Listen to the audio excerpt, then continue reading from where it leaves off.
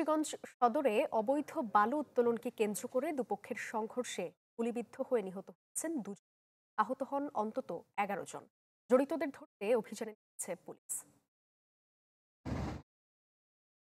মুন্সিগঞ্জ মেঘনা নদীতে বালু উত্তোলন নিয়ে এলাকার কানাজহি ও কিবরিয়া মিজিপের মধ্যে দ্বন্দ্ব দীর্ঘদিনের।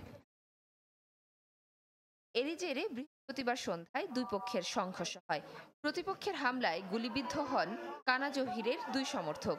আশঙ্কাজনক অবস্থায় মুন্সিগঞ্জ জেনারেল হাসপাতালে নেওয়া হলে রিফাত খান ও রাসেল নামের দুজনের মৃত্যু হয়। উন্নত চিকিৎসার জন্য আহত আরেকজনকে পাঠানো হয় ঢাকা মেডিকেল কলেজ হাসপাতালে। আমার বাজানে কদিন ধরে যায় না, জয় গাঙ্গ গেছে রে আল্লাহ।